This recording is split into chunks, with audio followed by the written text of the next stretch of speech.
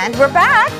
And we're moving into our final conversation for today as we get all the details about the Diversity Visa Lottery Program through the U.S. Embassy. We have with us on set the Consular Officer at the U.S. Embassy, Sean Boshard. Good morning. Good morning. All right, so this is the Diversity Visa Lottery Program, aka the Green Card Lottery, yes. As we call it locally. And it is an ongoing program offered by the United States through the embassy, right? Yes, that's correct. It's called the Diversity Visa Program. Yeah. It's currently open right now. It's open until November 5th, 2019, and I'm here just to bring awareness about the program, Yeah. and also to talk about some things we'd like applicants to be aware of, such as fraud concerns and some new requirements to the program. Okay. So let's just step back for a bit and have people understand why this program was first developed and what your aims are in being able to open up the offer. Okay, well, the program right now has 50,000 available slots open for the Diversity Visa program. It's a program that allows applicants from countries that don't have high immigration rates to the United States to apply for a program to immigrate to the United States legally and permanently if they would like. So, for example, certain countries that met a threshold of 50,000 immigrants in the past 5 years aren't eligible. So, for example, China, Mexico, Guatemala, El Salvador, some countries that aren't able to apply. But countries that are able to apply, like Belize, have had less than that number. And the program, as it implies, likes to promote diversity among other countries, and we'd like those countries to come to the United States, and this is one of the reasons we have the Diversity Visa program. Now, who's eligible to apply? To be eligible for the program, you have to have a high school education.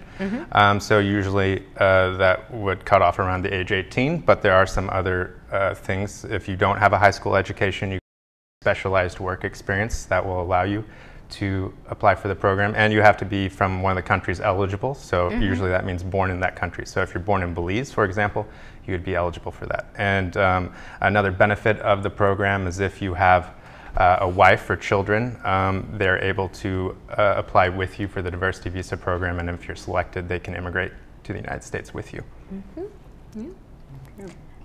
And are there any, I mean, apart from that, I mean, potential applicant, are there any, criteria or anything that, for instance, is there any profile that's fit that makes one more likely to be successful in their application? No, that's the wonderful thing about this program. It's open to all applicants that meet certain requirements. A new requirement is that you have to have a valid passport. And that's to reduce fraud, because in the past and currently people have stolen people's information and applied for them, and then once they have that information, they try to sell it to the applicants to finish through with their application. Or some people use what we call visa consultants or document vendors, things like that, to apply for them, and they charge them very high rates. And this is something that an applicant can do on their own. They need to go to dvlottery.state.gov or travel.state.gov, and they can fill out the application themselves. They don't have to pay anything. It's free. And once they've done that, they can track the status of their application. So you can't be more eligible. It's more about following the directions clearly, and those can be found again at dvlottery.state.gov. and meeting those requirements, such as having a photo in the past 6 months, not applying more than once, having a valid passport, things like that. Yeah. Wait, just back up and explain to me a little bit more about the fraud issue. So you're saying somebody else could apply using my name and my information? It's possible. For example, if you left your information out or somebody hacked into your email account and they got your name, date of birth, they got your passport number, they could apply and then have your information and then try to sell that to you if you wanted to do the Diversity Visa program. And that's why we've implemented a new requirement such as a valid passport. It's another requirement that tries to protect the applicants. So we're trying to enhance the security for the applicants. And the visa consultants, that you call them, we've seen that quite a bit in Belize in the regular tourist visa application. Sometimes people feel that maybe it's more complicated than they can handle, so they pay someone else to be able to do the surveys. But what you're saying is this is pretty easy to do on your own. Applicants, if they wish, they can use people to help them fill out the application, but we would recommend that applicants fill it out on their own because it is free and it is a very easy process. Yeah. The first process is to go to dvlottery.state.gov, fill out the application, put in your information, have a valid passport, have a photo that's within the last 6 months, and then you need to enter an email address in, and you'll get a unique code, and then you can check the status of your application starting May 2020 to see if you've been selected. And then if you've been selected, then you would come to the U.S. Embassy for an interview to meet the basic requirements, and then if you were approved, you can immigrate to the United States. All right. You know, it's interesting that the application process is seemingly so simple and open to and open to, you know, a lot of potential applicants, especially considering that the program has been, I think, publicly criticized somewhat, and I think the President of the States has you know, stated that well, at least in his view, he'd want a more merit-based system. So I think a lot of people think that, you know, perhaps this is probably a real difficult process, or that the process has changed in some way to make it more onerous or difficult for potential applicants. But it doesn't sound like that's the case. Well, I can say a few things about that. The diversity visa is statutorily mandated by Congress, so it is decided by Congress, and it is currently up and running, and there are 50,000 slots open. Regarding the merit-based immigration, we can refer you to the memo by the White House in 2018 for more information about that. Yeah. But the changes that have been made to the program right now are specifically made to protect applicants. So they're not changes made to make it a more difficult process. It's changes made to protect applicants and actually make it a more accessible program to applicants to apply. Because like I stated earlier, it's called the Diversity Visa Program. It's open to countries that don't have high immigration rates to the United States, such as Belize, to improve diversity in the United States and allow countries that aren't that have high numbers of immigration in the United States to take advantage of that program. So the requirements to be accepted into the program have not changed? No, the requirements have not changed. There's been a few things, like I said, you have to have a valid passport. Yeah. You can't fill out the application more than once. Yeah. If you fill out the application, you need to be upfront and honest about your marriage status, your children. If you leave stuff out like that, it can disqualify you. So you just need to be upfront, honest, complete the application. And it's one application per family? Yes, one application per family. If you happen to have multiple family members who are eligible, they can apply on their own as well. And so if you have adult children?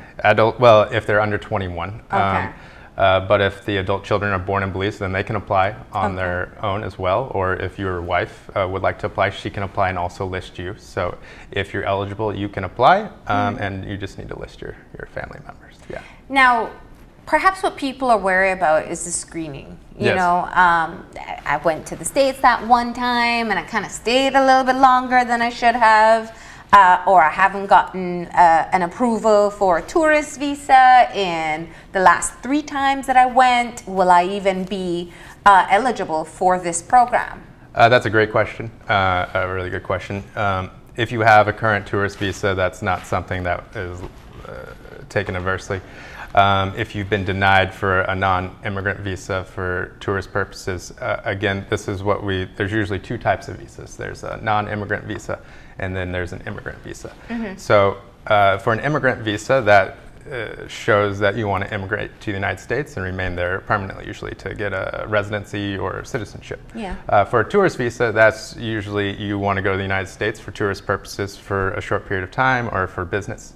If you've been denied in the past because you couldn't show that that was your purpose, that wouldn't reflect badly on an immigrant visa application, because an immigrant visa is something that shows that you want to remain in the United States. Yeah. If you were in the United States, for example, overstayed your time, committed crimes, you would have to go through the same process as immigrant visa applicants do to see if you have ineligibilities.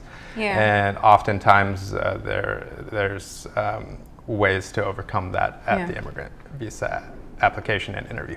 So if I had that traffic violation that one time, many moons ago? Depending on what type of violation it was. If it was a speeding incident or something like that, you're probably okay. Okay.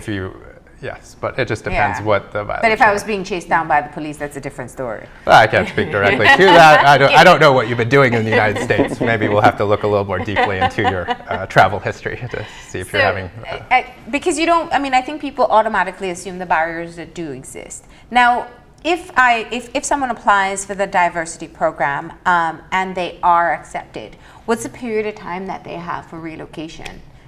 Yeah, if they're accepted into the program, which they can do by going to dvlottery.state.gov, putting in that number that they get to see if they are selected, then they would schedule an interview with the U.S. Embassy and have to do some basic requirements like get a medical exam to make sure you're okay, and then have the interview to see if you had shootouts with the cops or something like that.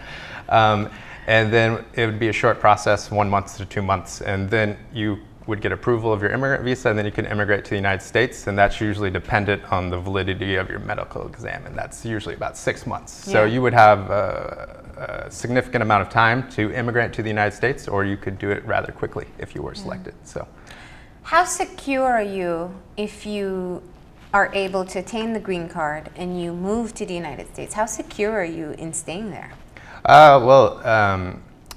As implied, an immigrant visa permits you to live in the United States, and usually with a green card or a residency card, it's the same thing. You're allowed to live in the United States, and there's some requirements. One of the requirements is you shouldn't be outside the United States for more than 1 year to maintain that. So you're very secure, to say the least. You can live in the United States with that immigrant visa and with that green card or residency card, which will then allow you, if you would like, to apply for citizenship in many cases. So you'd be able to live and work. Exactly. An immigrant visa will permit you to enter the United States, to live there, and have the same rights as residents or citizens. Yeah. From your experience, do you find that there are a lot of Belizeans who apply for this program?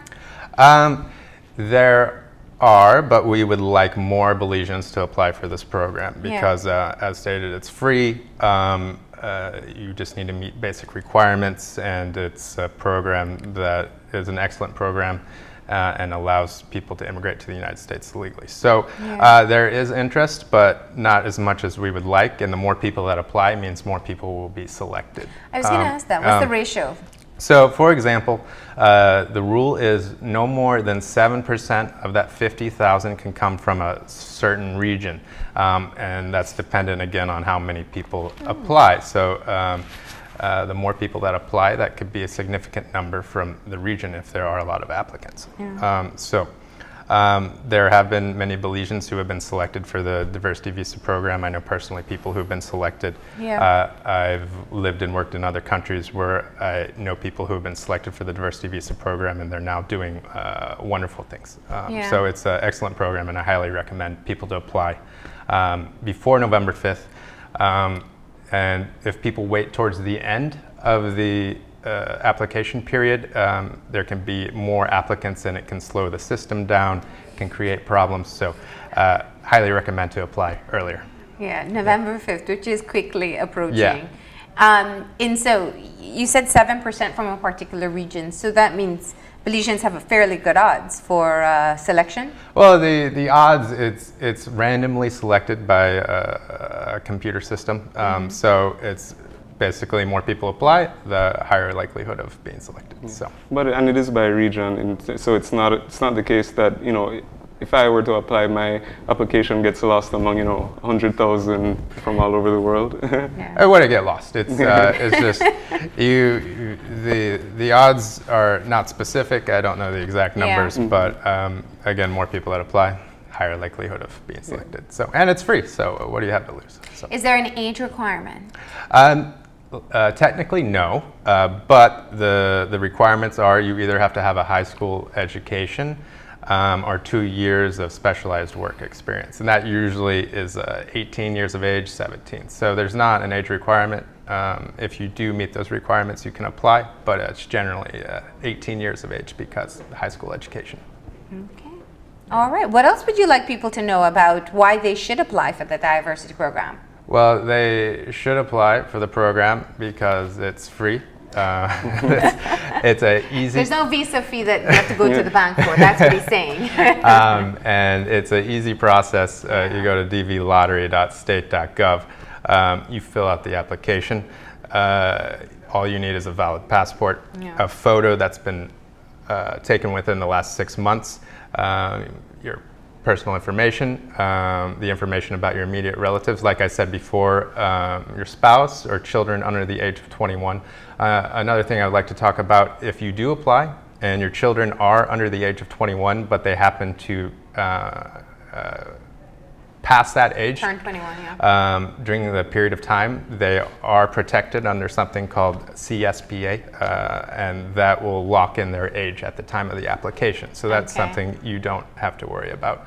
And then once they do apply with that information, it's very important that applicants maintain something called a unique identifier number that they'll get when they finish their application. They should either write it down, print it off, protect that information. That's the number that you'll be entering in to check your status around May 2020 to see if you were selected. And at no point, at no point will you receive any information from us saying you will be selected or anyone else. So if you receive that, that's not true. This is why we do this. Applicants need to check on their own to see if they've been selected so that they can't be scammed or charged money for the number or for the status. They can check that. It's free.